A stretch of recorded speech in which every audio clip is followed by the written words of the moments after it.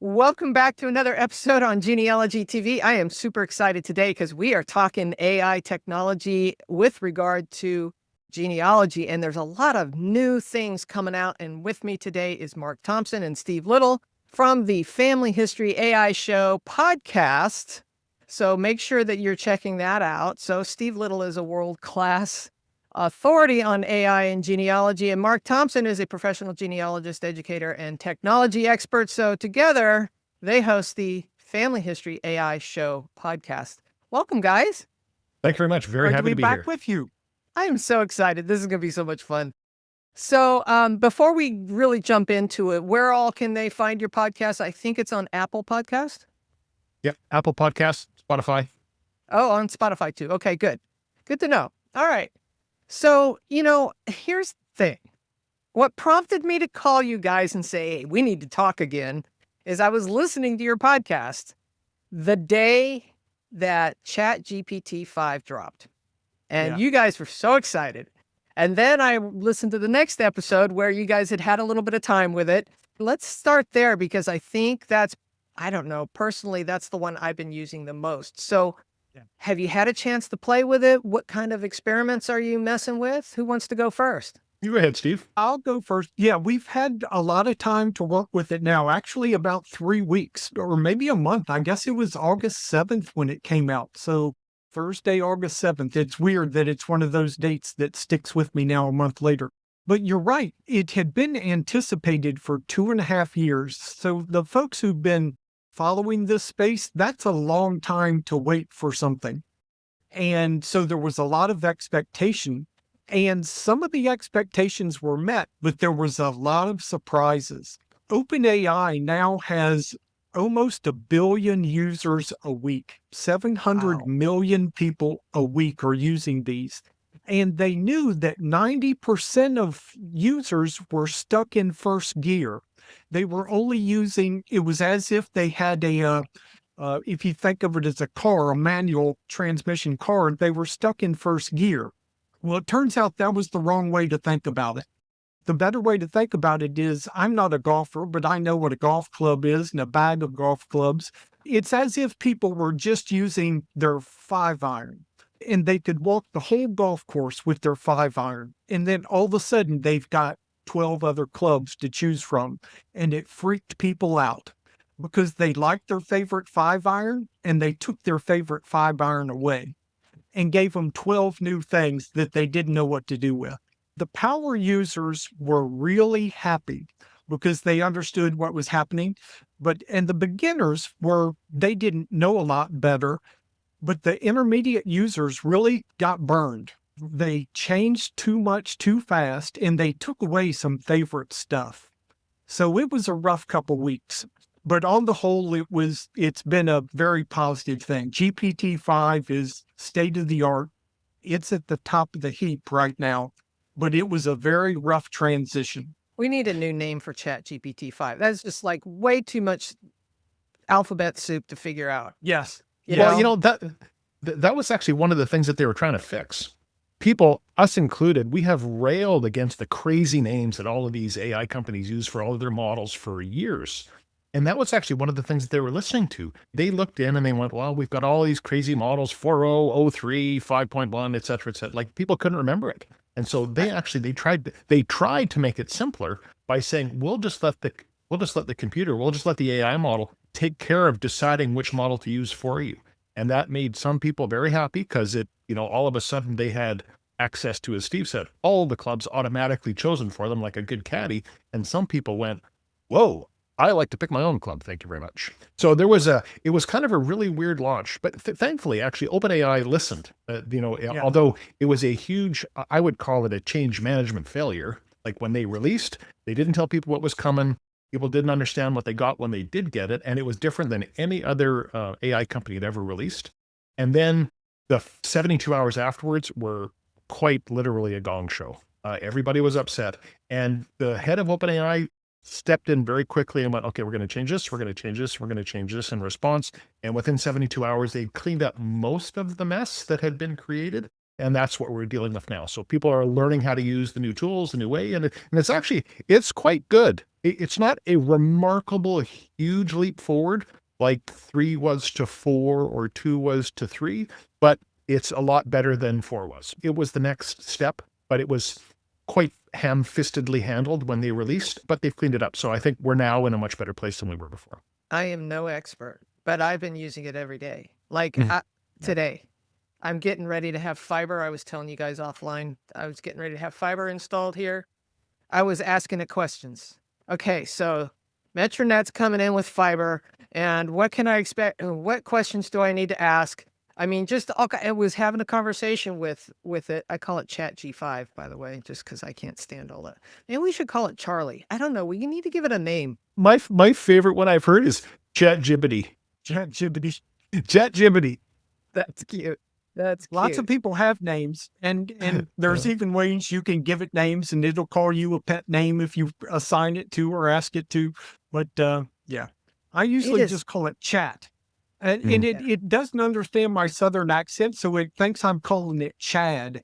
So when I look Oh, at the transcripts, it thinks I'm calling it CHAD, Chad, and I'm just saying, "Hey, chat," with a T. isn't that funny? Mm. That's Yeah. crazy. Yeah, but you're not alone. We ask audiences when we're speaking about AI what the one is that they use, and far and away, like 85% plus of the audiences that we speak to, ChatGPT is their sole use AI tool. It is the number one by a mile. I've been moving around. So I started Yeah. out with Claude and Yeah. had a subscription there for a while. And Mm. then it started making stuff up that I didn't like. And so then when Chat GPT 5, actually probably a little before that was dropped, I moved over to Chat and I have the Plus account there. I don't know exactly what's available for the free users. I love, I'm willing to pay 20 bucks a month for it to remember some of my conversations. It's gotten to know me and Yeah. my business, and it's kind of cool. I've done a lot of genealogy experiments on there. So I'm curious, of the ones now, even Google now has gotten better. Their Much. AI, you just go onto Google and you ask questions and it's giving you more of an AI type response than what Google used to just give you a list of websites that, match the criteria. But do you have a favorite? Is chat your favorite? I think between Steve and I, we have them all. It's our business to know them all. So we Right. actually, I think between us, we have the paid accounts to the everything. I think what I find is that each of them are really good at a few things. If I was only going to recommend a single one to somebody, I would say start with ChatGPT. But I find recently I've been using Gemini a lot. I think the one that has kind of come from behind, we both almost were ready to put Google Gemini to bed about a year ago. Like we weren't sure it was going to keep up. But over the course of the last year, that huge Google, Steam engine has just it's finally got up to speed. It's pretty amazing, particularly if the types of things I've been doing recently, like lots of analysis, working with big documents, going through and pulling out information and correlating it from across a number of different sources. Gemini is really, really good at that. That's good Yeah, to know. the other thing that we hear a lot from a kind of across the universe of genealogy is that people universally like Claude's writing behavior. It's not necessarily the best at some things, but when you actually just wanted to put words together and make them sound like they were written by a real human rather than a computer, Claude's quite good at that. My problem with Claude was I would go and, give it one of my handouts and like, let's rethink this, let's add some more of this and this and this. And it would Mhm. give it back to me. And then I would turn around and go, all right, so now we just need to add this one more paragraph. And it would totally rechange the whole thing. Mhm. And I'm like, that's not what I asked you to do. I just wanted to change this one paragraph. Mm. And it would go and revise the whole thing. I'm like, I'm done. Moving Yes. on to Yes. chat. You know what's fun? Speaking of genealogy, I'm in the creative mode. And so I'm constantly, using images and things to tell a story. And so Leonardo AI, I don't know if you guys have played with that, but you can imagine to Leonardo sometimes to say, hey, give me some early settlers, moving across the plains in a wagon train, as the sun is setting in the background or whatever. Sometimes those little visuals, even though it's kind of a cartoon character kind of story, or maybe you can tell it what kind of type of image you want it to create. Those two things that you talked about, they're actually comically, they're kind of related to each other. That difficulty editing one sentence or one word or one paragraph in a long document and changing a picture, it's actually one of the features and one of the weaknesses of artificial intelligence tools. We've kind of grown up, like you've been using software for 40 years, and Right. we've gotten used to Word, where you can go in and say, well, I'm going to change this one word, or I'm going to search and replace the word can't to cannot, through Yeah. through my big document. We think that's the way that computers work. Well, that's not the way that all computers work. One of the weird behaviors of AI tools is that they have a really, really hard time reaching in and changing the one thing that you ask it to. What they're really good at is taking the entire thing that you did and recreating it, and then doing its best to listen to the one request that you gave it. So if you asked it to fix a spelling in if you got a 10-page document and you ask it to change the spelling of a word that appears 15 times, it'll take a pretty good shot at doing that. It might get 13 of them, but it'll actually change part of the story in the last paragraph at the same time. And it'll do the same thing with pictures. Like it's one of those weird things, like we're still learning how these things work and why they work the way that they do. But that selective editing behavior, whether it's for pictures or words, or you're trying to create a spreadsheet or a table, they're really bad at dipping in and just modifying that one little bit. Lisa Louise Cook did a video I saw recently where she had taken a photograph of herself and a photograph of her grandfather in a chair and asked it Yeah. to remove grandpa from the chair and put her and her grandmother in the chair. I don't know if you saw that episode. I It saw was it today. really cool. Huh? I saw it today. That was an exciting new tool from Google. It has a cute name. This is a name you'll enjoy. Do you remember what she called it? It's code name. It has a long, boring name. It's officially Gemini 2.5 Flash Image, but its code name was Nano Banana, Oh, which that's is right. just fun Nano to say. Banana. Nano Banana. I've been And hearing a lot about it. what it's really good at is what you just described, taking an image and changing it somehow, either swapping the people in the couch, or if you wanted to see what your sweater looked like, it's green instead of blue, or a totally different outfit. If you wanted to suddenly be dressed like a firefighter, it would suddenly attire you like a firefighter. And they really knocked it out of the park. And we didn't see this coming. We barely had a clue. Less than 4 months ago, we had a new model that just started 4 months ago, letting us work with photorealistic images in a really new and powerful way. And the past 4 months, all summer's been craziness. People learning how to do photo restorations and recoveries in air quotes. Yeah. So it's been an exciting summer with AI imagery, but just in the past 2 weeks, the second half of August, this new tool, Nano Banana from Gemini, Google, has been a lot of fun. For some people, other folks, it scares the dickens out of them. And they're not wrong either. All these technologies are a mixed blessing, a two-edged sword. And so it'll be fun for some people, but it could make things messy for our descendants. Well, it reminds me a lot of the remember when Photoshop first came out, and like there was like two camps. There was the people who were like, this is amazing. I don't actually have to own a dark room and have a bunch of sticky chemicals underneath my underneath the stairs. I had that, by the way, to be able to print a photo or to slightly modify a photo to make it a little bit brighter, a little bit darker. And then Photoshop came along, and you could make yourself taller and skinnier. So now we've got this new tool in Nano Banana, Gemini 2.5 Flash Image, that gives people who don't want to take 100 hours or 200 hours to learn the basics of photo editing in Photoshop, and maybe an hour working on their first 10 photos to get not bad at it. Now with Nano Banana, with a pretty simple prompt and about 20 minutes of practice, 8 out of 10 of your images are pretty darn good in terms of photo restoration. And, going back to the point about selective editing, are a completely new and, it's a pixel by pixel different picture than you started with. So it can look pretty similar. You can improve the contrast, take that crack out in the upper right-hand corner, but you could also remove the weather vane off the top of the roof, or Yeah. the barn could be a slightly different style. or grandma might not actually look like grandma anymore.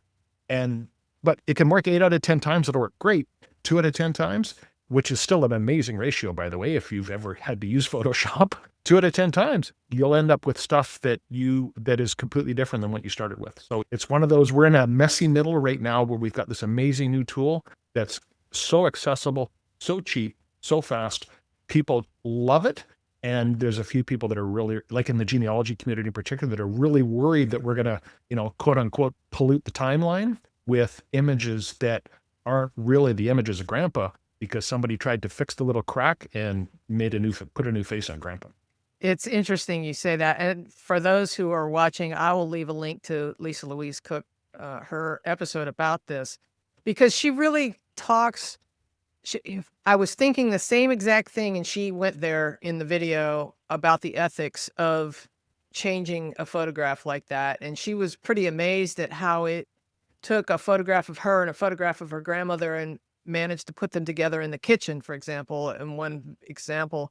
But then what she did was she went and turned it into a pencil drawing so that it didn't actually try and rewrite history if she were to upload that somewhere, or if someone were to find that image and go, oh, look, grandma in the kitchen with, and it wasn't a real image. So yeah, no, there's, we as family historians are always trying to be factual in what we do. And so I am always a little concerned about things, especially with images, making pictures that aren't really there. And I'm concerned about people uploading images of a great-great-grandfather that, maybe before photography was even invented, and they're making up photographs of somebody using AI. So This please is don't. so topical in the popular Facebook group where folks discuss genealogy and artificial intelligence. Mhm. One of our colleagues posted this morning that he had a very successful restoration, in scary air quotes, of an old historic photograph of his ancestor, but then he went ahead and he did another step. He changed it, like you mentioned, Lisa Louise Cook turned hers into a pencil drawing. He created a watercolor and an oil painting Oh, nice. of the restored photograph, so that as paintings, there's not quite the expectation of fidelity to reality, that folks know that paintings of portrait could more or less look like an actual person. And so I thought that was a pretty thoughtful compromise for folks who have that concern. Other folks, it will suit their purposes just to make it look like there just happened to be an icon on the shores of Jamestown in 1607. Other folks are going to have other priorities, and they're going to be happy to have a tack sharp photograph of Jamestown in 1607. Well, let's switch gears for a second. You guys in your podcast were talking about how Chat GPT-5 is now reading GEDCOM files, and I've been playing with that a little bit myself. So have you had any time to really see how far it can go, what it can do? Yes, I've been experimenting with this from the beginning. That was one of the first things we tried 3 years ago. And it would sort of kind of try to do it 3 years ago if it was very small. 3 years ago, you could only give these things about 3 pages of information at a time, and that's not a very large GEDCOM file. Now you can give it not only 80 pages, but some of them even 800 or 8,000 pages.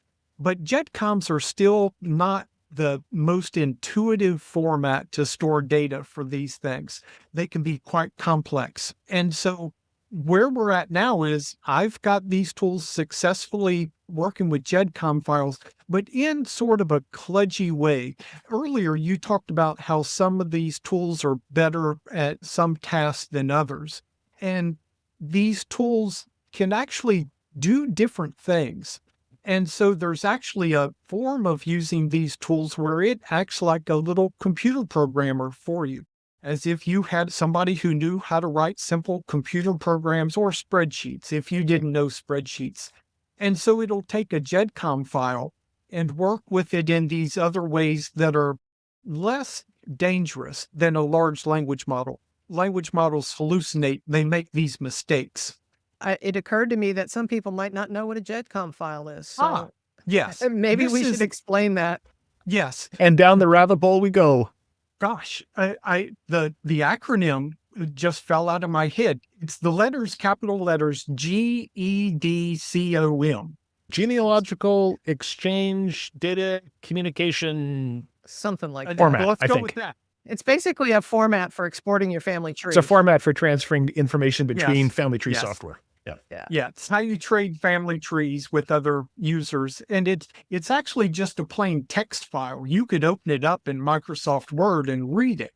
It would look not like gobbledygook. You could kind of figure out what it was trying to say, but it doesn't read like narrative text. But we can work with these now, still small. I only do a couple dozen, maybe a few hundred people at a time, not 30,000 people. You know, some folks have pretty big family trees. They work Chicken. on. Well, it just doesn't work. It did for me this morning. I did my whole family tree, which is about 4,500 people. So let me just explain. One of the most common requests that I have gotten, you know, I do a lot of Ancestry.com stuff. One of the things, the pet peeves that a lot of the audience that uses Ancestry says that they want to be able to print an entire file of every person in their family tree. I can tell you now that you can do this with ChatGPT 5 because I did it this morning. I took my entire export and I fed it into ChatGPT and I said, give me an index of every person in my family tree. I want their name, their surname, their given name, their birth date, their marriage date, their death date, and their spouse's name in columns. Now it produced it into both a Word and an Excel file. Yeah. The Excel file was better to read because the columns lined up perfectly. The Word document, you know, at times the given names were bouncing back and forth, but it did what I asked it to do, which for those who have always wanted to be able to, I don't know why you would want to print that because it was like 76 pages long, but people want to be able to print an index of all of their stuff or at least be able to export it to their desktop so they can. But it was all in alphabetical order. It was beautiful. I was shocked, actually, that it did it. And it did it within about 2 minutes. I'm super impressed with how they've added like new export features, you know, in the last year or so, like the ability to go to a text file, the ability to go to a Word document, the ability to go to an Excel. If you use Gemini, obviously it's really good going to Google Docs or Google Sheets. The only thing to be careful of is the crazy hallucination thing, right? And as you know, Steve and I both had really good success with GEDCOMs in the early days, but just with really, really small files, because the larger the file gets, the more likely it is to get lost in translation and make a mistake. And so whenever we Good do point. things with AI tools, with large language models, we always want to be careful to verify what came out was what we expected it to, because that, you know, somewhere in the middle of page 5 of 8, there could be 3 mistakes that it could have, you know, you'll find Bugs Bunny, you know, the Road Runner and Mickey Mouse. And you won't know it unless you actually look through and do it. So I use Excel exports all the time because it's possible to compare stuff so easily in Excel. So it's actually a really nice format if you're Excel friendly. But the bigger it gets, the more likely it is that something's going to break somewhere. And again, one of the weird behaviors about these tools, unlike Word or Excel, where you get this, when you do something that it doesn't like, it'll actually throw you an error message. ChatGPT and Gemini, when you put too much information in, it won't say, oh, you put in too much information. It'll just get stupid and it'll make mistakes and you won't know it. It just that somewhere there. And the weird thing is they've done a whole bunch of testing. It happens in the middle. It's smarter at the start and at the end, and in the middle is where it gets dumb first. Interesting. So it's a weird behavior that we're still trying to figure out how to work around and how to catch the errors when they do happen. So Excel's a great, because I know you're Excel friendly. Excel's a great format because you can actually do line by line checks if you know a couple of, you know, basic formats. Right. Or filtering or whatever. Or filtering, or, you know, does this equal that? Or do I have more rows than I used to have? You know, all that kind of stuff. You know, like you can look in Ancestry and go, how many profiles do I have? And you can look in your Excel document and go, well, how many do I have now? And so that's a really easy check, you know, if you've got something, you count profiles. Good point. You both bring up a really good point, the concern about hallucination. We all, probably all of us, spend a lot of time just experimenting right now, just trying things, see what works, what doesn't. I'm lucky most days, 80 or 90% of the things I try don't work. So, I'm used to just trying things that break, but then I try a smaller task. And so try something that's just half as complicated or one fourth as complicated. But the danger we were talking about with this example was of hallucinations, of it making mistakes in translation. There's so many ways to mitigate that, to avoid that. One, use other tools like Roots Magic could probably, or other dedicated softwares could print an index from a GEDCOM file. So there may already be traditional computing solutions, but even then, you can use these tools to work with Excel or other programs in a way that there's no risk of hallucination, that you're having it operate on your data in the tradition of a more traditional computer, rather. But the other point I wanted to mention was there was big news this week about hallucinations. There was an important paper published just this week by OpenAI, the owners of ChatGPT. They understand a little bit better now why hallucinations happen and how they're going to fix it. And it turns out, if you're interested, I can give you the 30-second Yeah. news on that, because it's been a real issue. It's probably the most well-known shortcoming of these tools in the first 3 years is this issue. And it's not a bug, it's a feature. This is by design. These tools are made to be creative. And that's what people don't understand, is they think they're just a little bit stupid. Actually, they're made to be creative. And so when they trained these tools, they didn't want them to say, I don't know. And so for these first 3 years, they've been over programmed or over conditioned to guess, even incorrectly, instead of saying, I don't know. Because remember a multiple choice test, if you just guessed and you had choose A, B, C, or D, you've got a 25% chance of guessing it correct. And if they guessed correct, the machines were rewarded during their training. But if they didn't guess at all, you never get anything right you don't guess at. So they were punished for not guessing. I can't imagine that what a reward or a punishment for a machine is. One in the right column. You get It's one not in the like you're good giving your column. dog a treat, you know? Yeah, that's it. That's all they do. Kinda is, Yeah. though. That kind of is. They work on a reward system, and it says, check marks are good, minus signs are bad. We give you +1 for the, but there's some mathematics going on. And a right answer, they say, give that a thumbs up, a bad answer, thumbs down. So they're doing math, but they talk about it as if it was training. Interesting. Yeah. All right. So getting back to genealogy now, what do you guys think is the best use today for AI with regard to our family history research? I think the best, most accessible, easiest to learn, most valuable thing in genealogy today is working through that big document and pulling out the information that you want. They are so good at looking at 100 pages of words and pulling out the things that you ask them to. And genealogists have to do that every day. And they are stellar at that. And little teeny tiny errors get caught really easily because, we're humans and we're good at figuring that kind of stuff out.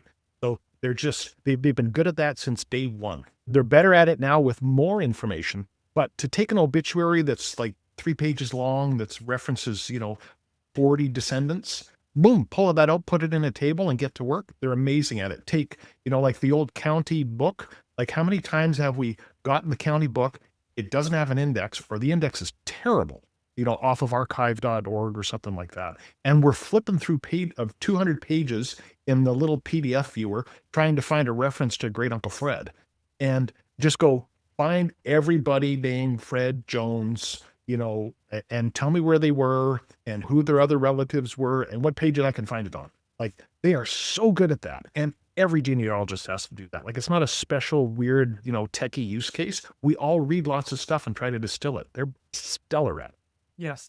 Anytime that the genealogist can bring data, information to the AI and have it help you understand your own data better, that this year in 2025 is going to continue to be a better use case.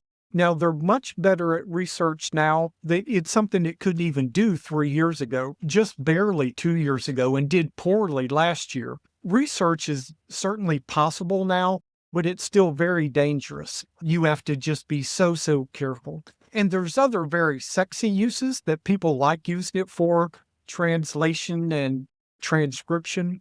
Those are doable, but you've got to understand for transcription, for example, 85% is a success. I don't know baseball, but somebody who's batting 850 at baseball is really good.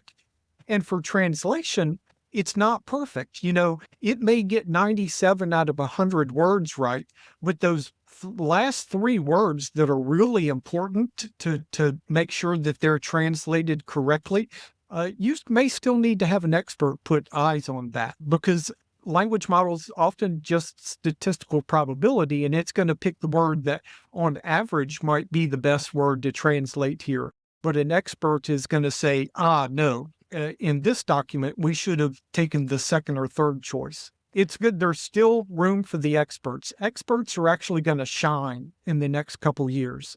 We need experts now more than ever, because Really?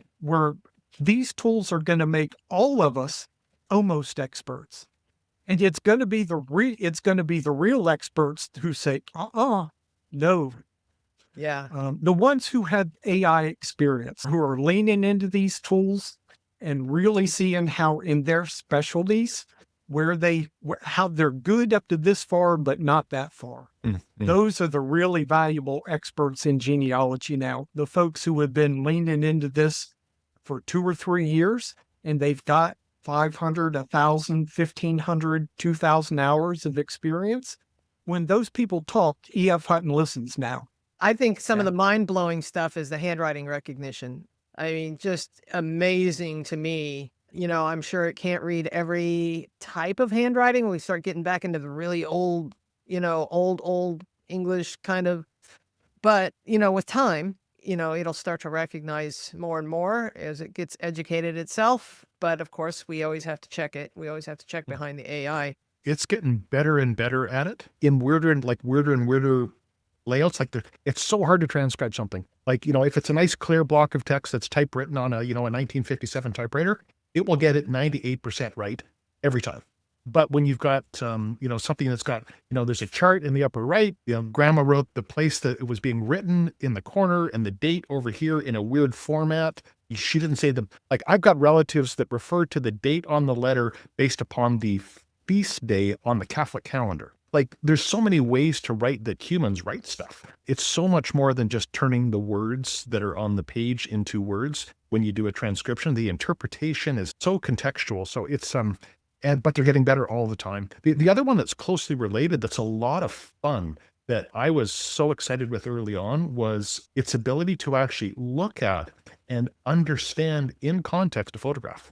Looking at it, and for people who analyze photos all the time, there's an eye to it. And the person who looks at a photograph once or twice misses so many things that a person who, I know there's a lot of people out there who analyze photos, they'll look at photos for hours. Well, you'll scan stuff, you'll take notes, like the paper that it's on, those weird little scribbles that are written on the back to try to figure out what story is being told in this family photo. They're, like Steve said, they make all of us, it kind of raises the floor. If you've only looked at a photo for a few minutes, they're experienced at it. If you take these tools, they can make you like somebody who is actually pretty experienced at it pretty fast. And so I'm amazed that they will see things that humans will miss on a casual look. I was sitting there thinking about a relative that I have in a military uniform. He's got patches on the side. He's got ribbons on his shirt. He's got a style of uniform. It's starting to get better at recognizing that kind of stuff. Those Especially if you details. can add other stuff to it. Like this is John Doe and he was in World War II. That might help, but it might not get you down to a unit, but it could go, that looks like an American U.S. World War II uniform, right? And, pick the branch. It's because it's, remember, it's seen all of the photos. If there is a photo online that can be seen, it's been trained on it. If the information is out there for comparison, it'll take a swing at it. It may hallucinate, so always verify. Don't take its word as gospel, but Man, they're getting good. Do you guys have any questions about security? And the reason why Yeah. I ask this is Yes. because I'm envisioning, people uploading a list of DNA matches Mhm. or the family tree. And, thoughts? Well, we subscribe to what we call the water cooler rule. Don't Yes. put it into a chat bot if you wouldn't want to find it pinned above the water cooler work. These tools, in fact, even very recent news, just a week ago, essentially now, all of the major chatbots have the potential to include anything that you put in them into their training data. Their terms of service allow for it. They don't necessarily do it. There haven't been any occurrences of people figuring out that it's actually happened in the wild, but their terms of service allow for it. So you need to be very careful with anything that's about somebody who's alive, sensitive or private information like DNA data. This is not a good place to bring a chatbot or to use your chatbot to help you with. There's lots of ways to work around it. You can anonymize your information. You can take that report that you're working on and call it, person A, person B, grandma A, grandma B, and then work with it with your chatbot. There's a lot of approaches for doing that. No different than that we already do it when we're, publishing information in print or online. But we need to these tools are difficult to learn how to use, what all of those settings are, where they are there. They're changing them frequently. It's easy to get confused by them because they're changing so frequently. So it's really got to be really careful putting information into these tools. And they break occasionally because this is a brand new space. There's lots of examples that have happened in the last 2 or 3 years where they didn't work as expected and chats got leaked out into the internet. This is an awkward phase right now. This problem will be much more solved in the year or two coming ahead. The most obvious solution will be don't upload that information. But right now, there's not really a choice. But becoming more widely available, you can use these tools on your local computer without an internet connection. The data stays on your computer and never leaves your computer. Now, right now, that is not easy to do. It's expensive, it's slow, and it's stupid. So right now, it's nobody's first choice. But if you're seriously working with private information that you would never upload to Google Drive, if there's information on your computer you would never put in Dropbox, it's so sensitive, you just keep it on your own computer, you'll be able to do your AI work on your local machine. But we're not there yet. That's still a year or two away unless you have a lot of money and a lot of time to spend learning how to do these things. But we'll get there. It's going to be stupid, easy, and cheap in a couple years. Yeah. I want to think there was a setting though I thought it was chat, maybe it was Claude, where you could Yes. turn off, don't let Yes. the AI use my Yes. conversations to learn Temporary from. chats. But that's not on by default, right? Actually, that just changed with and all the companies have that setting. That all the companies you Okay. can turn off the use of training data.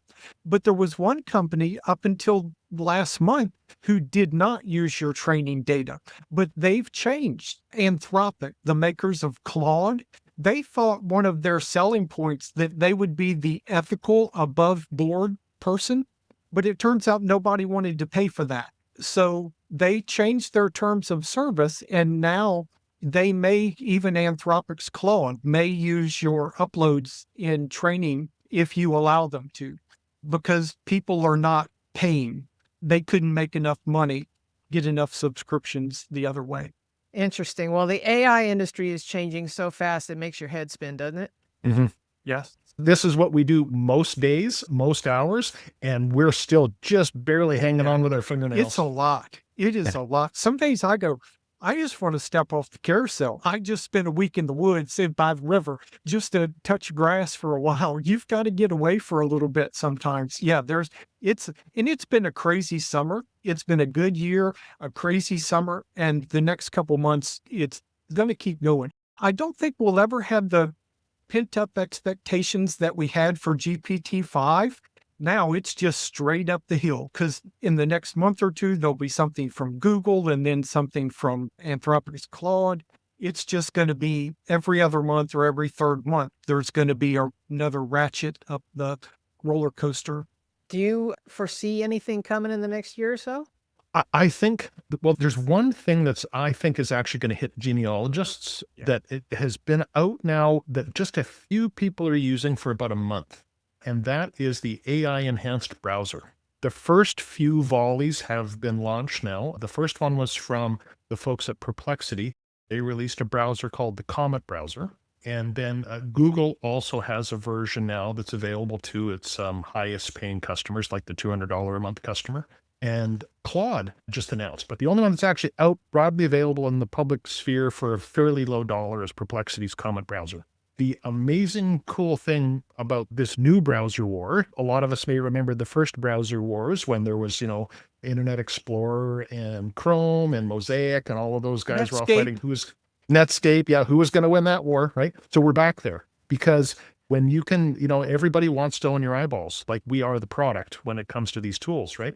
What the AI enhanced browser allows you to do is to have your chatbot Yeah. able to see what web page it is you're looking at. Yeah. So this goofy thing that we do where we copy stuff back and forth into our chatbot to analyze it, write it, return it, get it out into Word, put it into the browser, we don't have to do that anymore. You can just navigate, ask questions, collect information inside your chatbot while you're surfing. Even, and this still blows my mind, I feel like the first time I drove a car that had cruise control, you can actually get it to navigate the pages for you and collect information and put it into your little table. It's a whole new way of surfing the internet. And this is the thing that is going to be, I think, the next big surprise that people see over the course of the next year as these tools become, all of the browsers have it or they have plans to do it. And people are going to be both freaked out, just like the first time you drove around with cruise control. Remember that first time you did lane keeping in your car, or you ask it to speed up or slow down behind without actually having your hands on the steering wheel? That's what it's like watching one of these browsers do work. But when it works, it's amazing. Sorry, but my hands are still on the steering wheel.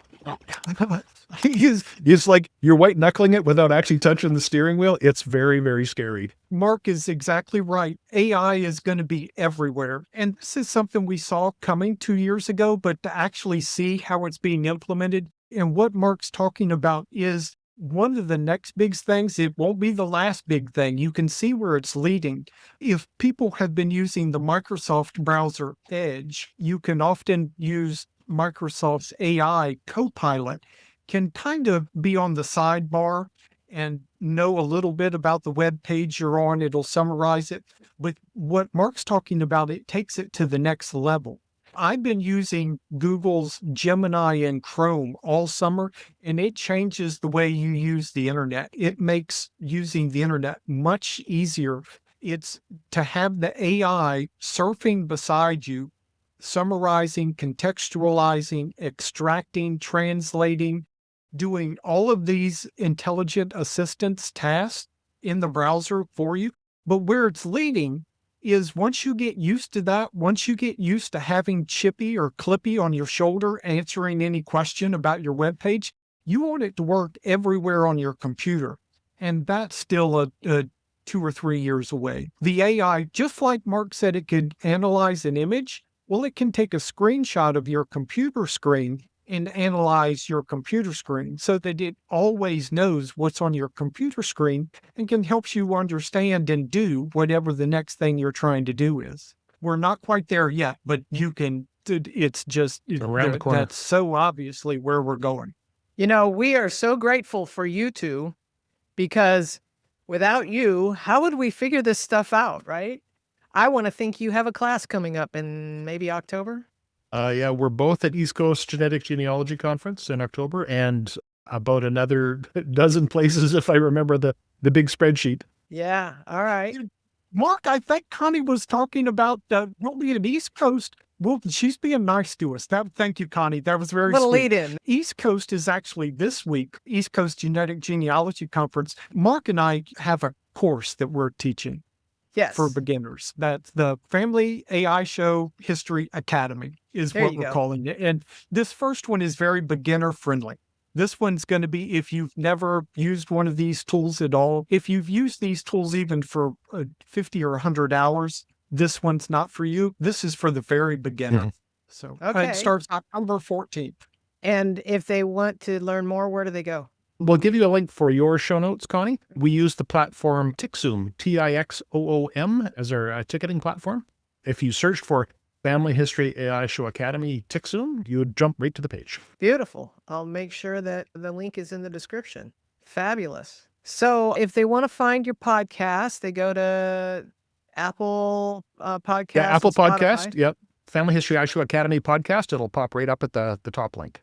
Anything else you want to tell us that maybe I forgot to ask? We love hard questions because these tools are a mixed blessing, and we're not afraid of the hard questions because we're very lucky. We've made some very smart, but smarter than me. When I have hard questions, I find smart people and ask them what the answer is. And so being able to help folks even with the hard questions. Awesome. And I would just close by saying thank you very much, Connie. I was telling my wife last night that we were going to be on the show, and I was just like, I'm getting a chance to get interviewed from one of my genealogy superheroes. So thank you very much for all the work that you do for the genealogy community and have done for years. Thank you very much. You're being so silly. All right, And I'm looking forward to, I'll be able to see Connie. We'll both be at the North Carolina Genealogy Conference in late October, I believe.